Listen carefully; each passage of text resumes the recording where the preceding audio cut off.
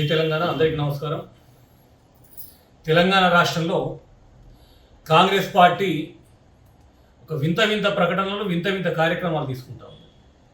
ప్రజా పాలన విజయోత్సవాలట. ఏం బీకినాడు విజయోత్సవాలు? విజయోత్సవాలు జరుపుకునే ముఖాలు కాంగ్రెస్ పార్టీ నాయకులకు, మన ప్రజాప్రతినిధులకు ఉంటే, ప్రజాక్షేత్రంలో ప్రజాభిప్రాయ సేకరణ చేసుకుంటూ ప్రజల మధ్యలో మీరు ఏ ఒరగబెట్టినరో వివరించుకుంటూ మీరు విజయోత్సవాలు చేసుకోవాలి. ఇది అప్పుడు సంపూర్ణమవుతుంది. దేనికి విజయోత్సవాలు? ఎలా ఉన్న రాష్ట్రాన్ని ఏం చేసిండ్రు, ఎటు పోతున్న రాష్ట్రాన్ని ఎటు తీసుకొస్తున్నారు? మీరు విజయోత్సవాలు చేసుకునే సమయంలో మీరు సమాధానం చెప్పాల్సినటువంటి అవసరం ఉన్నది.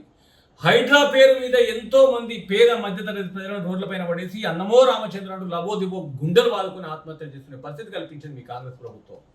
దానికి మీ ప్రజాపాలన విజయోత్సవాలు. ఉన్నోళ్ళ ఇల్లు ఊరగొట్టలేదు, పేదోళ్ళ ఇల్లు ఊరగొట్టినవు. వాళ్ళు మరీ ఏడుస్తూ ఉంటే వాళ్ళు తిట్లు వశపడక కేసీఆర్ గారు కట్టించినటువంటి డబుల్ బెడ్రూమ్ ఇల్లు వాళ్ళకి ఇస్తారని చెప్పినాం. కేసీఆర్ కట్టినటువంటి ఇల్లు ఎవరైతే ఉన్నారో వాళ్ళకి ఇవ్వడానికి ఒక ప్రణాళిక ఉంది. అంటే ఇప్పుడు వాళ్ళకి ఎగనాగం పెట్టినట్టే కదా. దేనికి సాధించడానికి, ఏం సాధించడానికి నువ్వు పెట్టుకున్నావు. అంతేకాకుండా ఇవాళ రైతు రుణమాఫీ అని చెప్పేసి ఒక కొత్త నాటకం ఆడినావు. నీ రుణమాఫీ నువ్వు ఎన్ని బోడుసోదు మాటలు మాట్లాడినా సగానికి సగం కూడా కాలేదు. ఇలా రైతన్నలు లొల్లి పెడతా ఉన్నారు, గగ్గోలు పెడతా ఉన్నారు. గతంలో ఈరోజు రైతు రుణమాఫీ పూర్తయిపోయింది అంటున్నావు. ఇక్కడ రుణమాఫీ పూర్తయిపోయింది. ఏదైతే గతంలో కొంచెం ఆధార్ కార్డులు, అది అకౌంట్లు కొంచెం డిస్టర్బెన్స్ ఉన్న వాళ్ళు వాళ్ళని మాత్రం క్లోజ్ చేసిన, ఇంకా మిగతా వాళ్ళు చాలా మంది ఉంది కదా.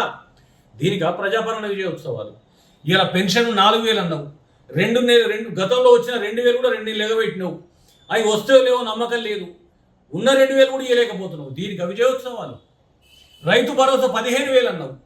ఉన్న రైతు భరోసా కూడా పోయిన సీజన్లో పోయింది. ఇప్పటివరకు పాత రైతు బంధు కూడా దిక్కులేదు. దానికి భరోసా అని పేరు పెట్టినావు. దానికి విజయోత్సవాలు. ప్రగతి భవన్ ప్రజాభవన్ చేసి ఏదో నేను ఉద్ధరిస్తా, నేను రాష్ట్రాల్లో ఉన్న సమస్యలు పరిష్కరిస్తున్నా అని చెప్పేసి కొన్ని రోజులు డాంబికాలు పలికినావు. ఇక్కడ ఏం కాలేదు. దానికి విజయోత్సవాలు. అదే రకంగా ఇలా మహిళలకు 25,000 ఇస్తానన్న ఇంటికి ఆ ఊసే లేదు. దానికి విజయోత్సవాలు.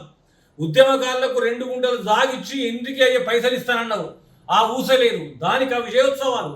కళ్యాణ లక్ష్మి, షాది ముబారక్లకు తులం బంగారం ఇస్తానన్నావు, అది పత్తకు లేదు. దానికి విజయోత్సవాలు. రైతు బీమా ఇక్కడ పోయింది. కేసీఆర్ కిట్టు గర్భిణీ స్త్రీలు డెలివరీ అయితే వాళ్ళని తీసుకొచ్చి కాన్పు చేసి ఇంత పడగొట్టడంతో పాటు డబ్బులు వాళ్ళ కొన్ని అవసరాలకు తగినటువంటి వస్తువులు కూడా ఇచ్చి పంపినటువంటి చరిత్ర ఉండే తెలంగాణ రాష్ట్రానికి, అది పోయింది. ఇవాళ గ్యాస్ అన్నావు, ఎంతమంది గ్యాస్ వస్తుంది? ఉచిత కరెంట్ అన్నావు, ఎంతమందికి ఉచిత కరెంట్ వస్తున్నది? రైతులకు ఉన్న కరెంటు కూడా సక్రమంగా ఇవ్వలేకపోతా ఉన్నావు కదా. రైతుల కొనుగోలు కేంద్రాలను గంగలు కలిపినావు కదా. రైతులను ఇలా అన్నమో రామచంద్రాన్ని రోడ్ల మీద పడి అప్పులు చేసుకుంటూ ఆత్మహత్య చేస్తున్న పరిస్థితి కల్పిస్తున్నావు కదా. దీనికి విజయోత్సవాలు. ఇవన్నింటిని దాటేసి ఉద్యోగాలు ఇస్తానని చెప్పినావు. కేసీఆర్ గారు ఇచ్చిన ఉద్యోగాలను మళ్ళీ నువ్వేదో ఇచ్చినట్టు లేనిపోకట్లకు పోయి వాటిని ఎందుకు పెట్టిన తప్ప ఇవరకు ఒక ఉద్యోగం ఇవ్వలేదు. ఒకవైపు అంగన్వాడీ రోడ్ల మీదకి వస్తున్నారు, ఏఎన్ఎంలు రోడ్ల మీదకి వస్తూ ఉన్నారు. చివరాఖరికి పోలీసు వాళ్ళు కూడా వచ్చి రోడ్ల మీద ధర్నా చేసే పరిస్థితి కల్పిస్తూ ఉన్నావు. ఎటు పోతా ఉన్నది నీ పాలన? ఏమవుతుంది నీ పాలన? ఇవన్నీ వివరించిన తర్వాత నువ్వు విజయోత్సవాలు జరుపుకోవాలి తప్ప అప్పటిదాకా విజయోత్సవాలు కాదు. ఒకవైపు నీకు దింపుడు గల్లం చేస్తున్నారు, శవయాత్రలు చేస్తున్నారు, పిండ ప్రదానాలు చేస్తున్నారు. అవి మర్చిపోయి నువ్వు వాళ్ళు ఒకవైపు ప్రజల్ని నువ్వు ఇష్టం వచ్చినట్టు నీ శవయాత్రలు చేస్తూ ఉంటే సిగ్గు లేకుండా నువ్వు విజయోత్సవాలు ఎట్లా జరుపుకుంటావు? దీనికి సమాధానం చెప్పాలి రాష్ట్ర ముఖ్యమంత్రి అని చెప్పేసి డిమాండ్ చేస్తూ ఉన్నాం.